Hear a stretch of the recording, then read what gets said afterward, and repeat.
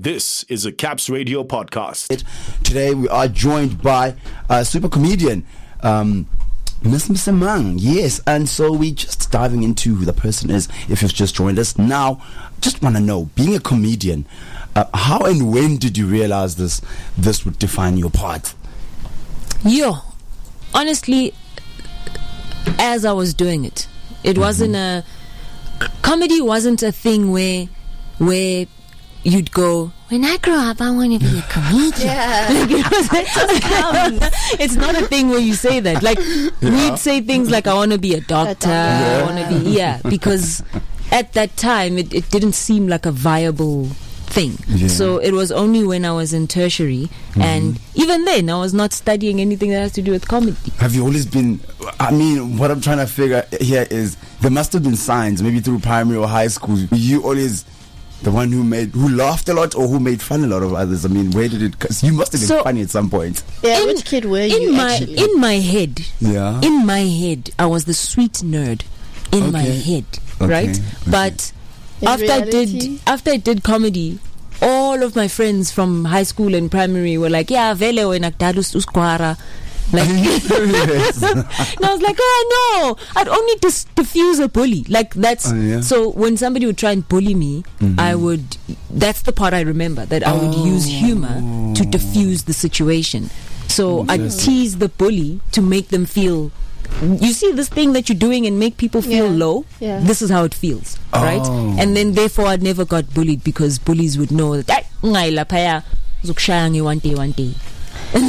Now, what I want to know is, what's the biggest audience you have performed for? And in fact, your first audience.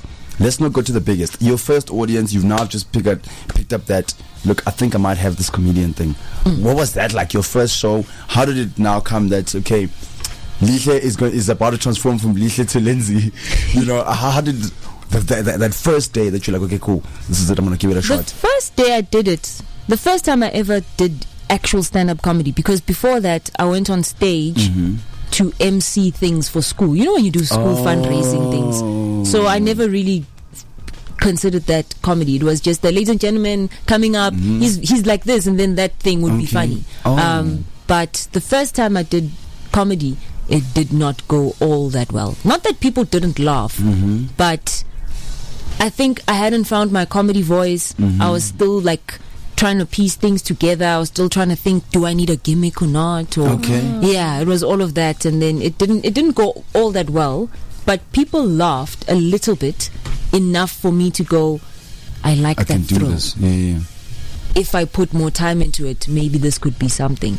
So the first day, like, it was nerve-wracking. It was, I didn't know what people are gonna do or think or say.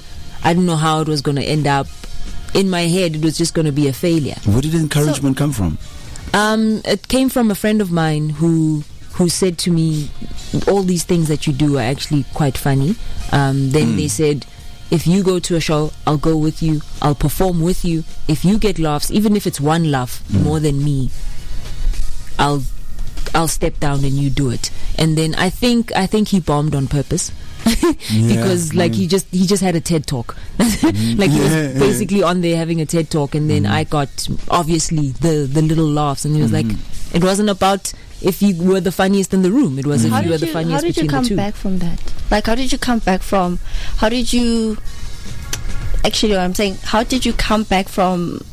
not getting laughs, and how did that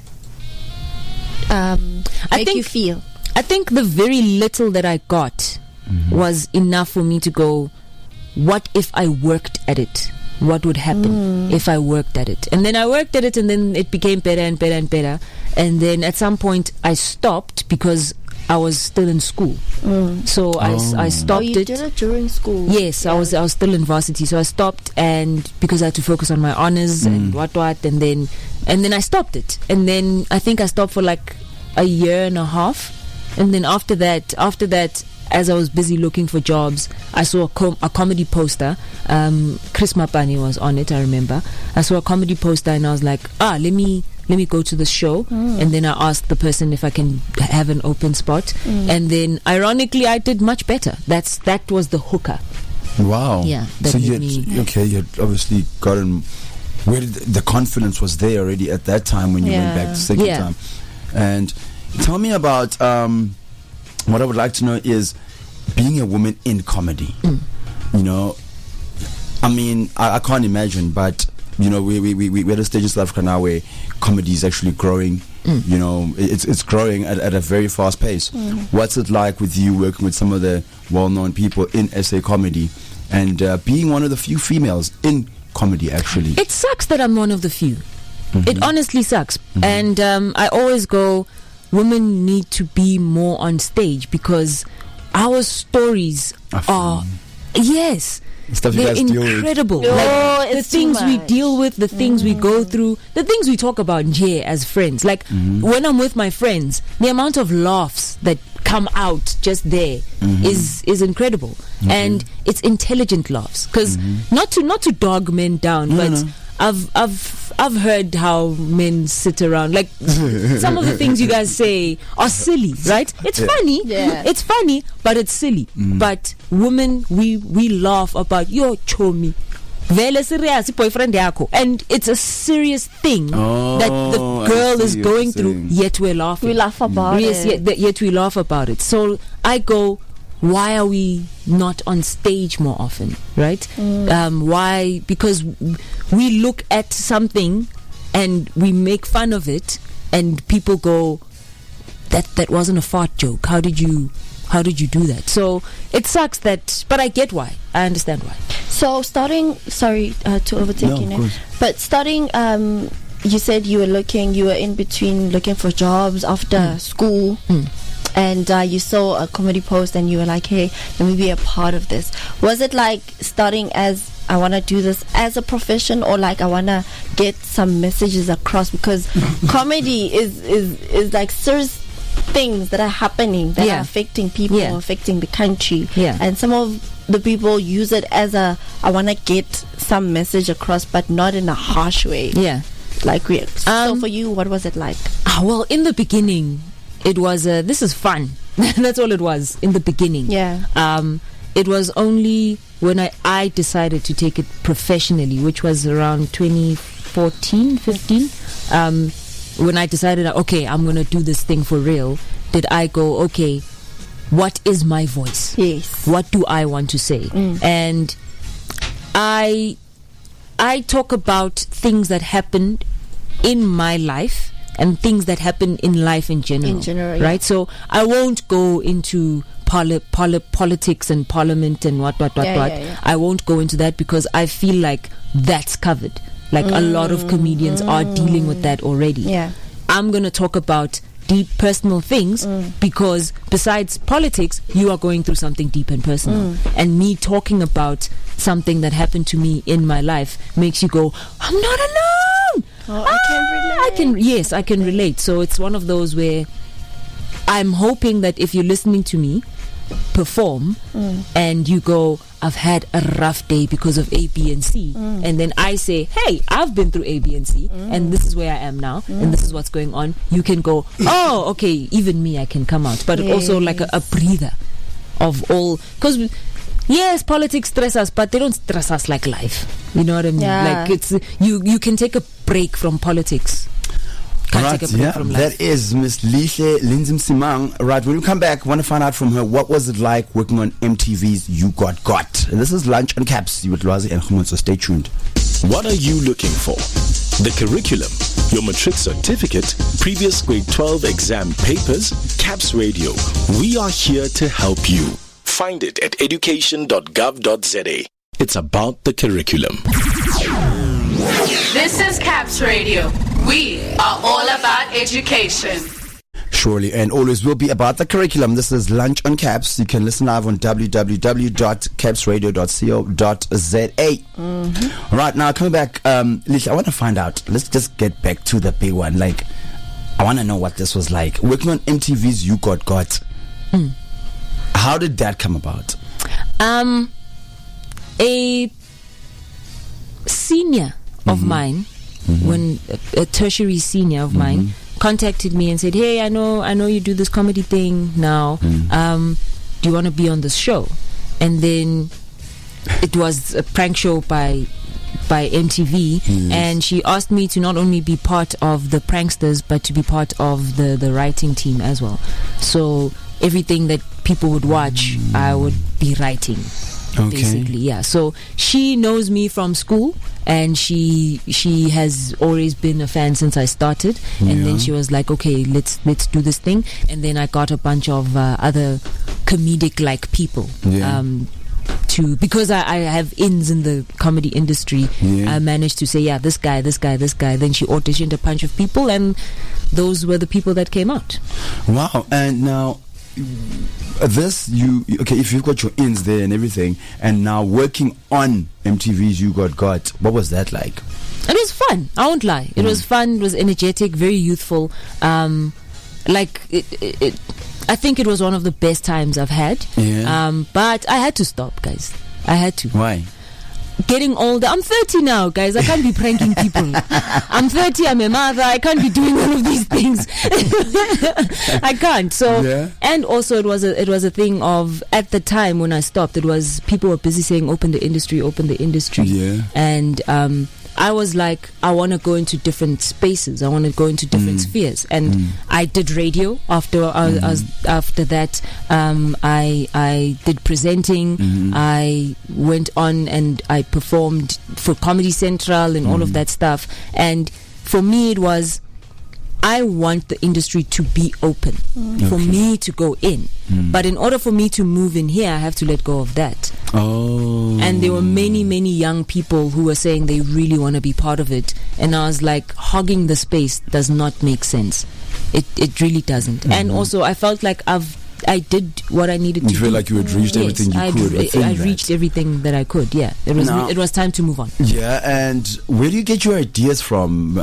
Because you've been working and writing some of these productions. Where do your ideas come from? So I guess what I'm trying to find out is, where does your inspiration come from? Because comedy is not easy. Yeah, and keeping people laughing about a range of issues is not easy either. Where do you get your inspiration from? Besides my 12 personalities, no, kidding. You guys looked at me like, oh, we should leave. No, I just look at life. Life is funny. Like, people, I understand why people are moping around, because, but if you like look on the other side of life is funny. Like, it's hilarious how, like, I have a joke about being mugged. And people go, oh, mugging is such a big thing. And I was like, well, it was funny.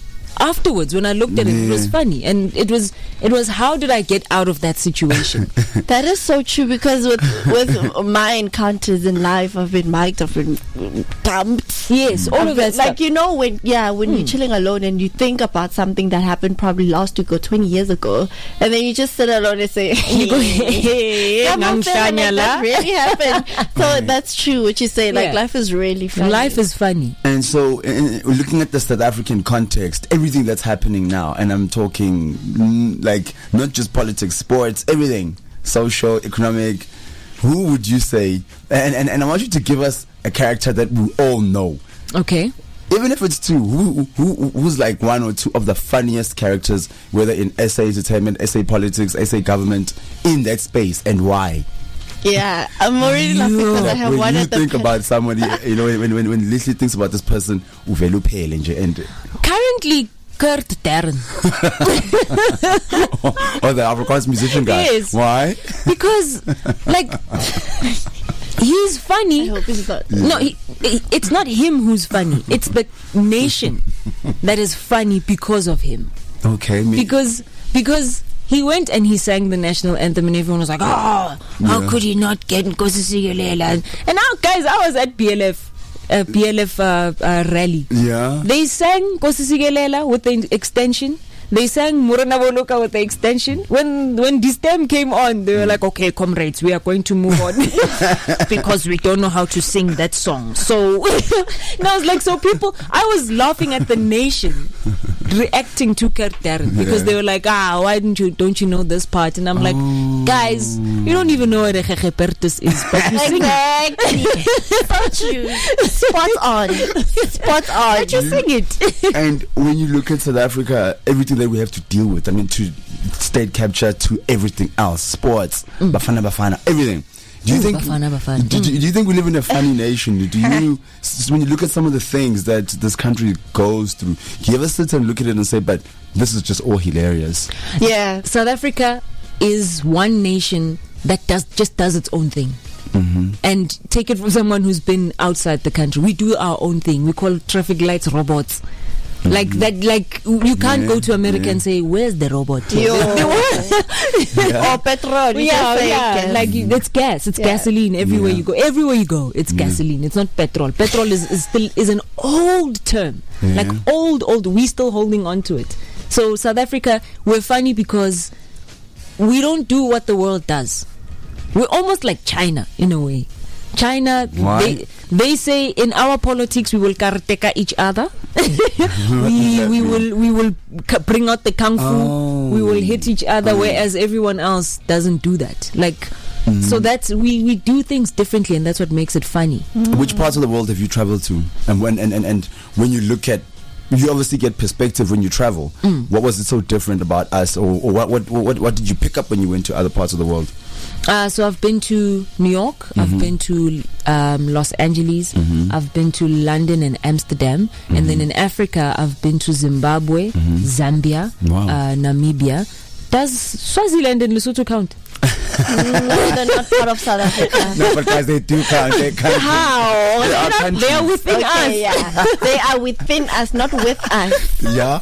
Okay, let's start off with Africa. What was the reception like, and how are they compared to us? Because you know, as South Africans, most of us don't travel. Yes. What was that like? When you went to these African countries? Africa is colorful. Like in other African countries, people don't mind wearing their traditional garb. Okay. Here, it has to be a special occasion. Heritage Day. Yeah, Day. just Are you serious? Africa Day. Like, And that's when you go, I'm going to go full on Zulu. No. Whereas other countries, they, like, you just see. So I was in Namibia and I saw, what's that tribe? I forgot, but they have those clay dreads. Oh, the Numba people. Yes, the Nuba. Yes, I think it's the Nuba. They walk around in the street dressed like that. Are you serious? No one says, "Oh my gosh, get dressed." No, because it's their culture. Yes, everyone goes, "Oh, that's a person who likes their tradition." In Zambia, women wear their textiles. Yes. And everyone no one says, "Are you going to a wedding?" Like no one, like unlike in South Africa. Yeah, in South Africa, like it always has to be. Yeah, so occasion. Africa is very, very colorful, very proud of its heritage. And Wow. I think. How do South Africans differ? Do you think us South Africans? Do you think we celebrate our Africanism as much as they do? Yes. I'll say we're getting there. Okay. That's what I'll say. There was a point where that wasn't the case. But now more and more people are trying to identify with their African roots, their South African roots, and we're getting there. One day we too, I'll be seeing a man wearing a peshu for no reason. Yeah, for no reason. It's Caps Just. Radio. Okay, We right. are all about education.